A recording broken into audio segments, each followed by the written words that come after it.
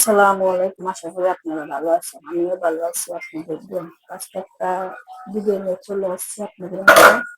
ভিডিওটা হচ্ছে গরুর মাংস লসা কষা বোনা। আবার সেই লসা কষা বোনাটা কি সিস্টেমে করবো না করবো অবশ্যই ভিডিওটা দেখতে থাকবেন, সাথে থাকবেন। ভালো লাগলে লাইক শেয়ার কমেন্ট সাবস্ক্রাইব করে দিবেন। নতুন ভিডিও আপনাদের মাঝে চলে যাবে। তাহলে চলে আয়োজনটা করে নিই।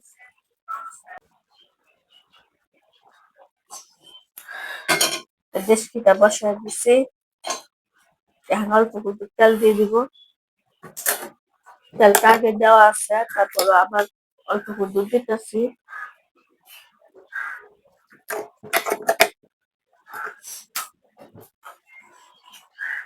দিয়ে দিব পেঁয়াজ। পেঁয়াজটা হালকা একটু ভাজতে নেই, অর্থাৎ মানে বেশি ভাজবো না, হালকা একটু নরম করবো। বলছি না, হালকা একটু নরম করবো। আমি যে মাংসটা ম্যারিনেট করে রাখছিলাম ওই যে কিছুক্ষণের জন্য, সেটা দিয়ে দিব এখন। ম্যারিনেট করা মাংসটা মনে হইতেছে রান্নাটা হয়ে গেছে, আসলে হয় নাই, কারণ আমি ম্যারিনেট করে রাখছিলাম। আর অবশ্যই আপনারা গরুর মাংসটা নামিয়ে ম্যারিনেট করে রাখি দেবেন কিছুক্ষণের জন্য। এটা অনেকটা সফট হয়, মাংসগুলো তাড়াতাড়ি সিদ্ধ হয়ে যায়। আর এটা সিনার মাংস, তাড়াতাড়ি সিদ্ধ হয়ে যাবে। আর সবকিছু মিশিয়ে নিব।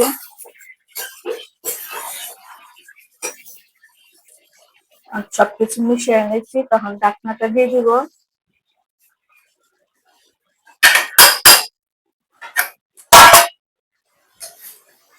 এটা কিন্তু বুনা বুনা করবো, লসা লসা বুনা। মাংসটা হোক আস্তে আস্তে, আর এটা মিডিয়াম জালে করতে হবে। বেশি জাল বাড়াইলে এটা সিদ্ধ হবে না। আস্তে আস্তে হোক। আমার লসা কষা বুনা তরকারিটা হয়ে গেছে। যে বলছিলাম লসা কষা নামলাম, এটা হয়ে গেছে। এখন নামায় ফেলাবো।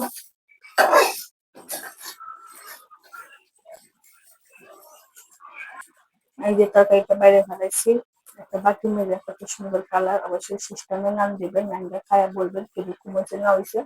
তাহলে ভালো থাকবেন। আসসালামু আলাইকুম।